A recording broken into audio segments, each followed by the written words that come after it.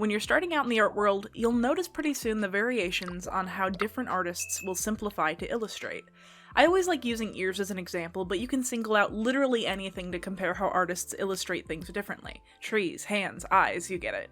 So when you're starting out, you're seeing these polished pieces and sketch pages, and you might find yourself yearning for a style to call your own. Everyone else has one, you want one, and you want to figure out a brand essentially. Or maybe there's a couple artists that you've been following and you love everything that they make, and you wish that your art looked more like that.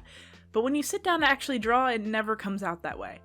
And if you really want to incorporate more of one person's style into yours, it might seem like the best way is to look at what they draw and try to copy it privately to understand the decisions that they're making.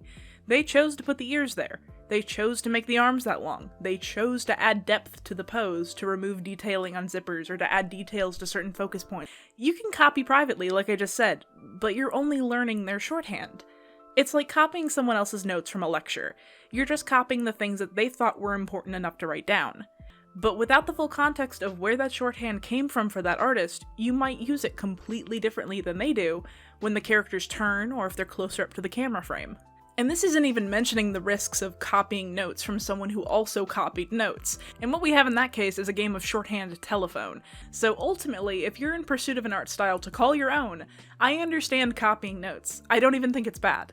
But only copying notes in one way from one source is gonna slow your progress. The most beneficial thing that you can do is to also take your own lecture notes.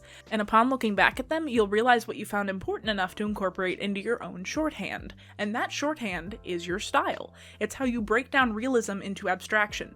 So copying notes isn't bad per se, and I wouldn't call it stealing, but it's not going to long-term benefit you or your style if you're only copying notes from one person. 3-step method for developing your own art style. So I mentioned this in my Metric Madness video, but artists are constantly changing and adapting what we know and how we see and depict things because we were influenced from other creations. There's a ripple effect every time that we share what we create, influencing others to also create.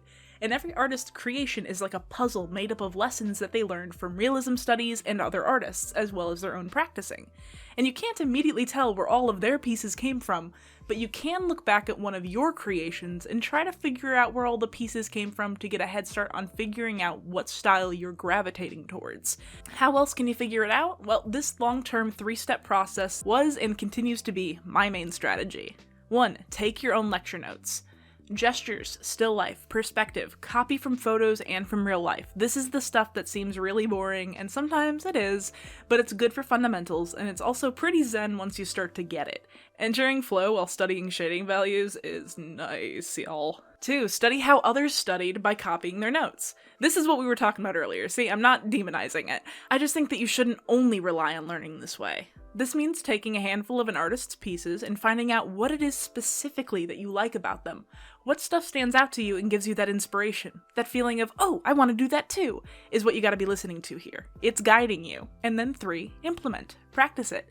Time to put the details you've been studying to the test. Throw those things into an illustration and see how you feel about it, and keep practicing it. After trying some new things, you might find some shorthands don't feel right for what you're trying to make, and the truth is, those artists that you were copying notes from, they're constantly changing too. They had to learn what felt right for their work. So after doing those first 2 steps, you've been growing the size of the catalog that exists in your mind's eye, and you can really diversify with what you've learned. Just because you draw ears with a simplified G or B shape now doesn't mean that all of your characters have to have the same ears. Or, let's get away from ears.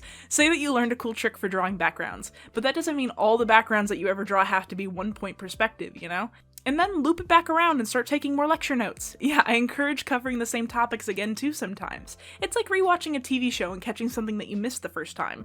Influence from other artists is fine, good even, but don't copy a single artist. Build up your mind's catalog instead by consuming and analyzing the world and the work of many artists. Many artists of many types even. Compare their notes. Walk away with your own shorthand that you understand better than anyone else.